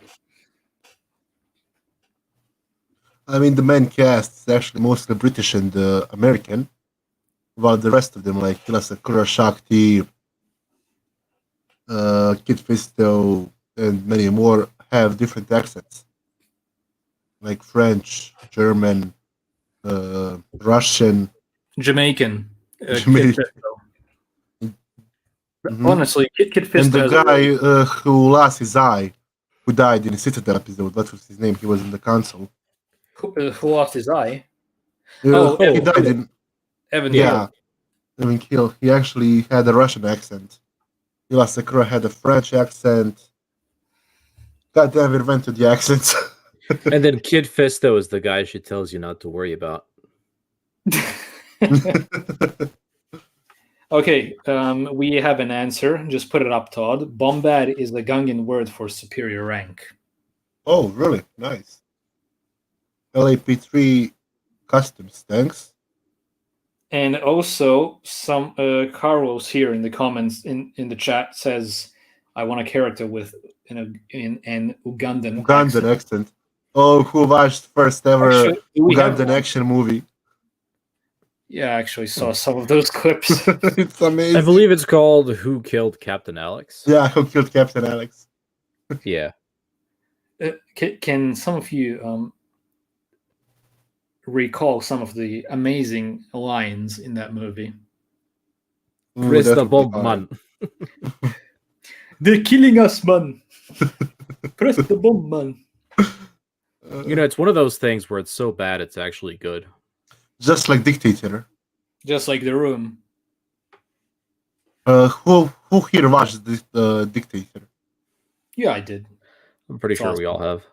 Yeah. Aladdin. Aladdin is life. We have Aladdin. Yes, Oh, we have bad oh, oh. Aladdin. Also, Evan Peel is a Russian Yoda after too many death sticks. Seriously though, we should just make a live stream for memes in the chat or whatever, and just We can do it around. tomorrow. Actually, Todd has business to attend to. Yeah, From now on, we're to be known as the Bombad Scoundrels. The Bombad Cantina. The Bombad. That fits definitely. You know, Change the name. If we called ourselves the Bombad Cantina, we'd already have 1 million subs at this point. Because it's a Gungan superior rank. Do it. Okay, this fight is something I think is worth mentioning. Do you guys remember in the Clone Wars when a clone trooper of any sort would fight against a bounty hunter, mercenary, whoever? Every time they would get their ass beaten. If you guys remember that. I mean, they couldn't punch a droid. Yeah, true. But the thing is here, really shows that they're a superior unit when they can take down a leader of the Zygerians so easily, for example. Hunter here, you know. And they get their asses beaten in a goddamn cantina. No, cafeteria. Well, the thing is, we don't know that. Only Echo. Echo got knocked out. Yeah, I don't think. But then again, he's only got one arm, so it's kind of justified. Oh, for him. playing that card, eh? Yes. Yeah, he's got a disability. You only need one arm for some things. Let's not go there. I just think Let's not do that. Let's not do that. We don't need a repeat of the last stream. It's watching. I like it when Wrecker smashes. God, blowing stuff up. You know, the cafeteria fight, I think the best part in it is when Crosshair gets pissed off, smashes his arm against the table, and simply throws one of the boards at a random trooper just for the sake of throwing it. Oh yeah, by the way, Crystal Customs. It's a nice one. Gungans did defeat Grievous. Oh yeah, they really took a shit on Grievous in the Clone Wars. I get it. That was actually a plot point. That was actually a plot hole. You want to know how? They say in episode 3, Grievous never saw Anakin before. but we can actually clearly see Grievous looking at Anakin when they do the trade-off. Yeah, but they were never supposed to meet because they met for the first time in Revenge of the On Sith. Invisible Hand, yeah. So they were really paying attention regarding that. But Although Grievous did see him. when you look at it, it's one of the unnecessary lines in Revenge of the Sith that really made them crippled the situation when you look at it in the Clone Wars. Like they're never allowed to get Grievous and Anakin fight on the battlefield ever. He fought Simply Ahsoka. because of a single line. Just because of one line. But actually, I like that idea because they paid attention to detail so much. Yeah, they did. They did. But the thing is, it wasn't too. I know George Lucas wasn't looking so much far ahead. I think so, at least. Maybe he was. I don't know. Maybe he did it on purpose. We don't know, honestly. But if Anakin simply didn't have that line with Grievous for meeting the first time in real life, they could have had a fight earlier. Do you know what's funny? What? Grievous had almost the same exact time as Vader first did in Episode 4, like 6 What or did 7 he have? minutes. There's like 6 time. or 7 minutes in the movie by itself. Oh, yeah. I didn't know that, but cool. Also, here regarding this scene, I'm thinking that the Catan class commando armor that these guys are wearing are somehow much. I mean, it's definitely much tougher than the regular clone armor. Mm-hmm. Maybe it's cushioning the electric current going through it. Yeah, he fought through it. Yes. And he kicked his ass. And honestly, Hunter is probably the most badass out of all of them there. He's Rambo. Because of the knife. You know how they say when you on the battlefield in real life regarding when someone has a knife. Don't bring a knife to a gunfight. No, it's basically when you see a guy with a knife, run. You know he's an outcast. Run if you see a guy with a knife, because not everyone can, be good with a knife. It's probably the most dangerous. You'd probably be better off if he had a sword instead of a knife. That's how bad it's fighting against someone when they have a knife in real life. Just run. So yeah, okay, let's move on here. Yeah, here's the scene. She gets her weapon. It's a cool weapon. I don't think we've seen it before, but I think it suits her. Yeah, definitely does. And so much for the Night Sister theories. It's over regarding that, I think. Don't worry, someone will find a way to do it. Oh yeah, and if we think about it, despite the theories, at this point only Merrin from Jedi Fallen Order is alive, and she's still a kid, and all the Night Sisters are dead since Grievous. I think that was one of the better parts in the Clone Wars regarding Grievous when he completely annihilated the Night Sisters. I mean, he was made too big of a coward. Yeah, he needed to win. He really needed to win. And then we have here Godzilla and the other thing, whatever it's called. He couldn't even beat Ventress. That was sad. Although what happened there? I can't remember. No, I think she was ordered. She was actually winning against him. Then he ordered his droids to shoot at her. Yeah, but still, when you look at it, this scene, huh? It's like he's hugging the Rancor. Like the brothers, last brothers. Yeah, this basically looks like a hug. I think I'm gonna screenshot this. That should have put this as a thumbnail instead. I think this would make a nice meme, honestly.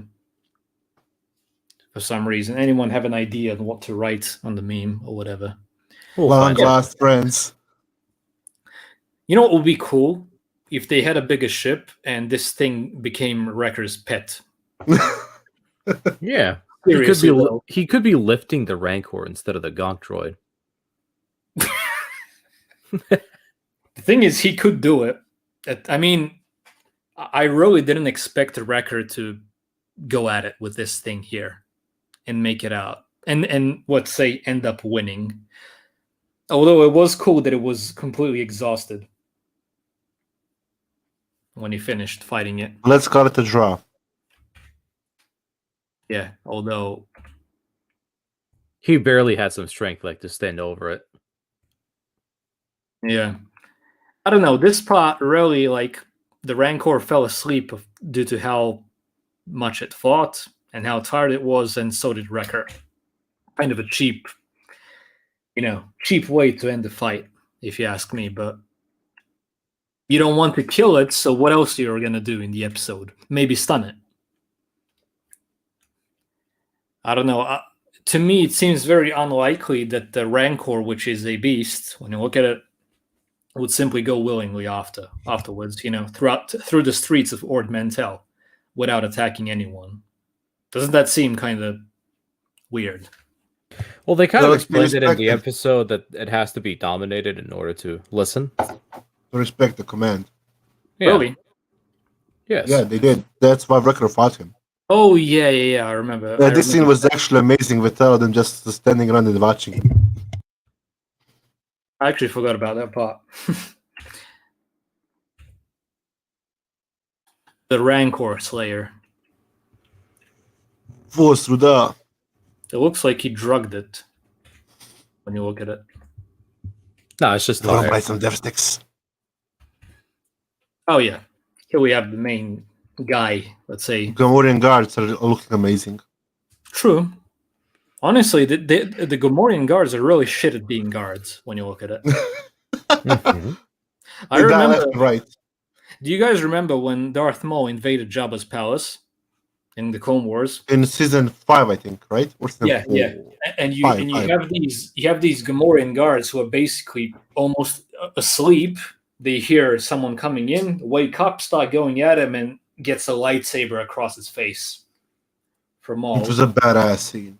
in a single easy shot. Like honestly, the Gamorreans were the most intimidating in Star Wars: The Complete Saga, Lego Star Wars. Definitely. So hard to kill. Yeah, they were much harder That's over there. You fucking remember bad. their axes in that game would one shot you or something like that, or two shots. Can't I remember. think it's a 2-shot. Yeah, but they were badass in the And Complete there were Saga. too many of them, like everywhere. Yeah, although I always liked that they're technically pigs, and what's interesting in the game, they are the only units in the game that you could choke with Luke Skywalker with a lightsaber user. Do you guys remember that? Mhm. Yeah, it was actually taken from the movie because Yeah. Force showed them in episode 6. The only ones that you can force choke as a Jedi in the entire game. That's why the dark side is a pathway to many abilities. Some Yeah. completely You know- unnatural. You know what I dislike in Disney's canon quite a lot? They killed off Bib Fortuna for, in a afterthought scene, basically. Like, after the credits rolled and everything in the last episode, they just killed off Bib Fortuna as if it was nothing. And every time they kill off a character that is, let's say, more prominent than others or from the original films, they decide to get him back in some series that happened before that. Have you guys noticed that? Solo Star they do Wars that in story, Star Wars. Luke Skywalker in episode 8, and then you get him in The Mandalorian or whatever. Every single time they kill someone off, they bring him back. And that's what they did here. I mean, they do that all the time for Star Wars. Like, we should have seen this before seeing Boba Fett kill him later. Not that I give a shit about The Mandalorian or that stuff, but you get my point. Indeed, they do. Or they kill off Darth Maul, which was honestly the best ending for Maul that I could have imagined, and then they bring him back in Solo after seeing his death. I think that's quite I stupid. think actually that got out before Rebels. What? I think they did that before Rebels death. Who?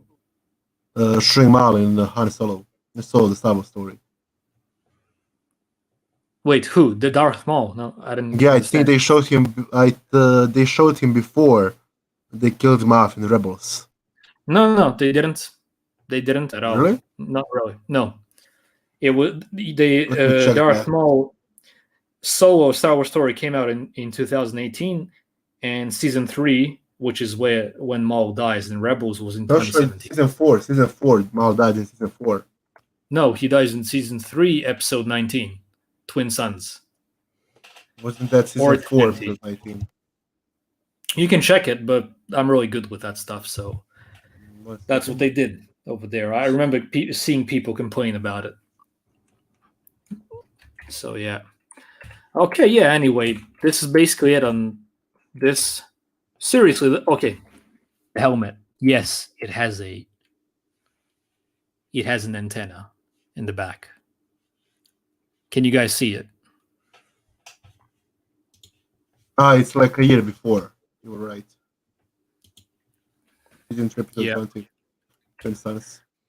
Yeah, the Clone Trooper helmet has an antenna. Confirmed. That's the most important part of this episode, if you ask me.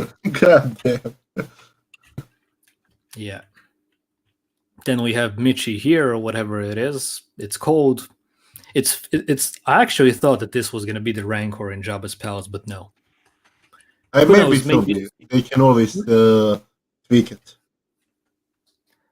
Yeah, they can, but it's stupid since that Rancor already has a story of its own, and it's not. Oh, when we're already in that topic, you know the Rancor Keeper in Return of the Jedi. Hmm. His name is Malakili, I think, something like that. I remember Just he had like- an amazing story in. I mean, not amazing, just expanded story in Legends. Well, yeah, that's the thing. And not only that, like his story after Return of the Jedi is he leaves Jabba's palace, the Rancor Keeper, and he ends up, well, in official canon, he ends up in working for Cobb Vanth in Mos Pelgo that we've seen in The Mandalorian. For a few years, he works there or whatever, and eventually opens up his own bar in Mos Eisley. In Really? the expanded universe, he leaves Jabba's palace. Then a part of his story is unknown, and he ends up going to Mos Eisley and opening the same bar he does in official canon. So technically, you can just add the Mos Pelgo thing with Cobb Vent. Honestly, the only good thing. Good from for him, like seriously. No, I think the story is very similar. They just added that part from the Mandalorian and the aftermath. I mean, it's Garbage. actually quite interesting to do that. Like a Yeah, background it is. character to get such a long story. Well, that's what Star Wars is. known That's Star about. Wars is for you. Yeah. Okay. Yeah. We have this I part. mean, we got Commandos thanks to like one line from episode 2. Yeah. Basically. We got the entire Clone Wars from one line in episode 4. So, Yeah. Okay, I think this is about it on this episode. I don't know. Anyone have anything to add? It's a filler, Did you get definitely. If you credits? ask me. they get 30 credits in the name of the bounty hunter that's after Omega, and they get offered to work for what's the name of this chick? Sid. Sid. Actually, it's not 30 credits. I think it's 30%. No, 30%. Yeah, but still, I have a feeling that the next episode starts where this episode ends, like literally in that scene, because of how it ended. Mm-hmm. What do you I mean, guys he think? says, I'm going to think about it, and they walk out. You know, the thing is, Yeah. What? Shoot. oh, sorry, my mic cut there for a second. Okay, so what's the thing? What were you gonna say? Todd, we can't hear you. Yeah, his mic's off again.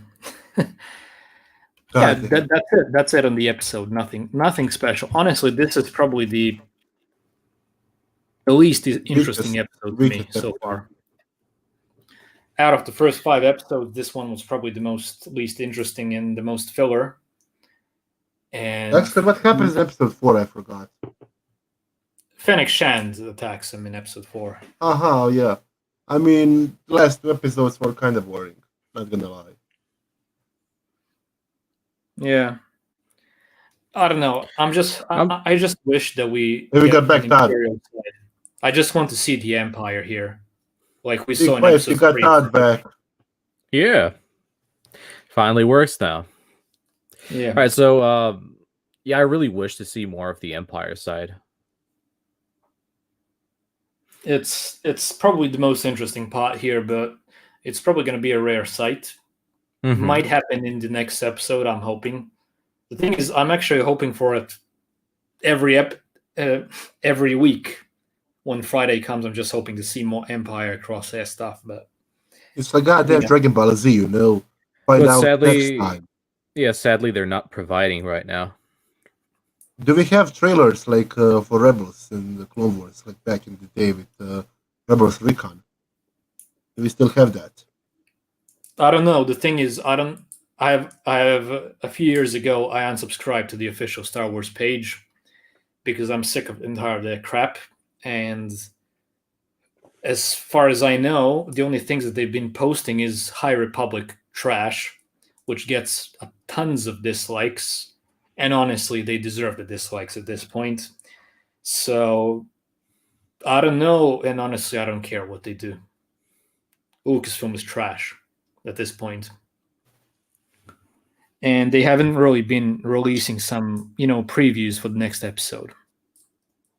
To me, it seems that Lucasfilm really doesn't care about this series. Like the employees or the Star Wars show or whatever, they're mostly focusing on the High Republic propaganda shit. I mean, I Again. get their point. They're trying to set off a new era. They would most Yeah, but- likely focus all of their resources and efforts. To Yeah, that. but the new era is crap because they deemed it so. They're not focusing on I the mean, it story. just said that they're focusing not on- trying to put Bad Batch even further. I would actually try to do that because more fans would actually come for Bad Batch. They have no idea about the new period still. I remember back in the day when it was first announced, I like some ideas like Jedi Order and the idea of pirates. But right now I have no idea what's going on. And I hope they will introduce some Sith that's in that time period, like maybe like a preview of Plagueis or what was the name of his master? Darth. What was his name? Tenebris. Tenebris, thanks. Maybe we can get one of them, you know? That's Yeah. what I'm hoping for. Anyway, I I'm- just want to go before we finish off this episode. I just want to go over some comments. Like, for example, this one: stop being so negative about things and enjoy what you already have. The thing is, I get the same comment as that one every time I criticize anything. But when I'm praising something, no one notices it usually. No one ever notices when I praise something from Star Wars. And the thing is, we've praised the first 5 episodes of this series quite a lot. Even though this is a filler, it's an enjoyable filler, unlike most of Disney stuff. Unlike And- Naruto filler. And the thing is, I'm allowed to criticize whatever I deem so if I don't like it. So people are just going to have to deal with that, and it's not my problem if someone has a problem with that. I mean, I don't get the point why we criticize. I mean, we criticize every part of Star Wars. If you've been And here the long thing is, enough, criticizing we criticize our own, like me exemplary, to take an example, I love prequels. Clone Wars in Episode 3. My favorite movie of all time is Episode 3, Revenge of the Sith. And I pick that movie apart so many times. Yeah, and the thing And I is, criticize criticizing. all the time. The thing So- is, criticizing by definition doesn't mean you're negative about something overall. But when I'm talking about the High Republic in today's Lucasfilm, I have nothing positive to say because they chose it to be that way. It didn't have to be that way. They wanted it to be the way it is now. So they're gonna get what they deserve. And I'm not a show, so no one's forcing me and Todd to accept what they did or support it or anything. So I'm allowed to say whatever I want to say. And I don't really No, care. definitely. I mean, everyone has their own opinion. Yeah. So yeah. I mean, so you can't just come here and attack Luke or someone or Todd or anyone who comes here to talk about Star Wars. We're all of us are here fans. And all of us have our certain points of view, like Obi-Wan would say. So you just can't come and say, yeah, you guys The thing suck. is, the people can Like, say whatever they goddamn. want. I mean, they can say whatever they want. I mean, it's your right. Let's be honest. No, There. everyone can say anything they want. My only problem with all that is they always focus on a single thing. Like, for example, when we criticize something negatively or say something bad about whatever, not important what it is. It's when you say something bad about something, we get a lot of crap about it for saying something bad, and they say you should simply focus on the good parts of Star Wars and focus on the lore. When you focus on the lore and the good parts of Star Wars, first of all, no one watches it. Like, no one's on the live streams when we talk about those things, and the views are completely shit. But when we talk about drama and stuff like that, everyone is suddenly there. Yet they complain that we talk about drama. So the thing is, what on earth am I supposed to do at the end of the day? Like, seriously. You can't please everyone. When you do the positive stuff, no one gives a shit. When you don't do them, everyone gives a shit.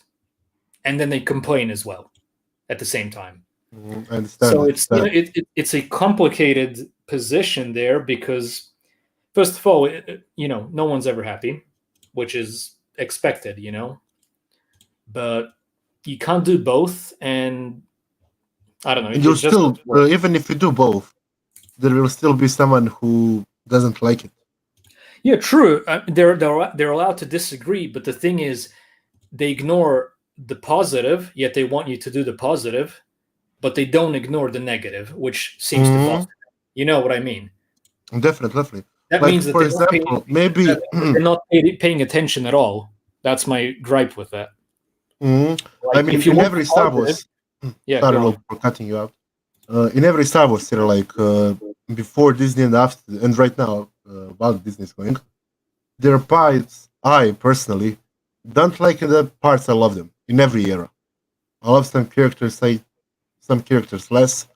I mean, it's not just about the era, but the story itself. And the overall story as well. I mean, in the new movies, I love the idea of Kylo Ren as a character. I love the idea.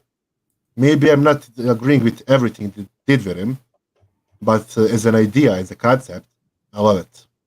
Yeah, why not? You're completely allowed to. Maybe so, they did maybe destroyed his story a bit with his redemption at episode 9. They kind of did it too fast. That's part. I would actually leave him to die in episode 9, but not to die like he died in combat. I would actually have him way more to die with the battle with Rey than I guess Palpatine. Honestly, I haven't thought about that stuff for years. Like, haven't been thinking about the sequels for a while now. I mean, I try to think about everything. I try to think about. Remember the fight with Gungans and droids in episode 1 on Naboo. I try to think about that from time to time. Every movie, every little thing, when they come to mind for inspiration. I mean, I'm an artist, so I try to watch shows, movies, cartoons, anything for inspiration and to see, can it work, or can I get some ideas from that? So I would go some show that's old or a movie or anything, and I would pick it apart and see would that work or not. Even if it does not work, yeah, maybe it does not work, but it works for someone. Yeah, usually I only regarding Star Wars in my free time, I usually only do Star Wars stuff that I actually enjoy. Like, I don't waste a single minute on stuff I don't enjoy, or I don't even think about it.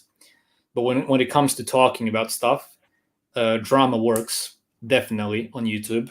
It's not something. I mean, not just on YouTube. It's here since the beginning of the time. Yeah. I mean, ancient Greeks, they had plays just about drama. Yeah, I know, but the thing is, define drama. It's very different drama than internet drama, because internet drama is usually cancer. So yeah.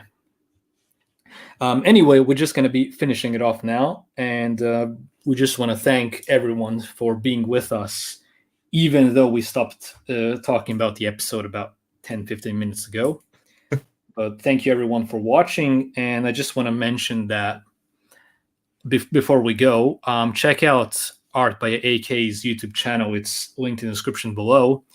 He has some awesome Star Wars art coming. We actually talked about some things, and we've kind of ordered some things for him to make some orders for art that he's going to come through with in the following months for some awesome characters, like the lightsaber suit, if you guys have ever heard about that character, and also some Bad Batch stuff. So check out his channel.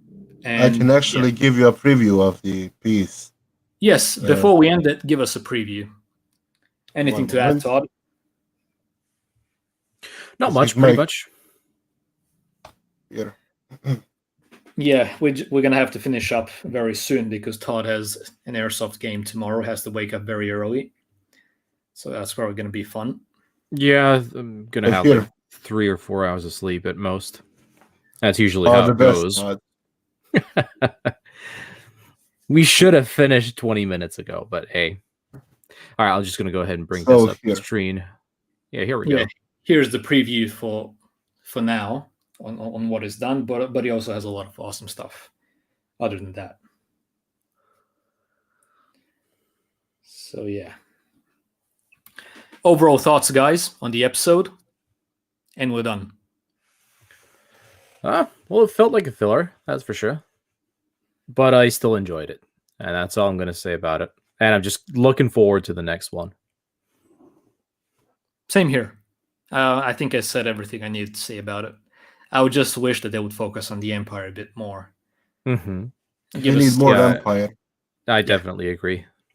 And we need to see more action. Yeah, and Commander Cody eventually. Mm-hmm. And Commander Apple. And all commanders from episode 2. And Vader. And Jar Jar. Don't forget Jar Jar. Actually, I think the series ends that Vader kills them all. Just like he killed Omega Squadrons. Or Jar Jar kills them all. Who? Jar Jar kills them all. Oh, he kills the Bombad. Yeah, he just whips out his lightsaber and just kills everybody. Okay. Anyway, guys, thank you all for watching, and may the Force be with you, and God bless, as always. All the best. All right, boys. Have a good one. And bring your crits back anytime.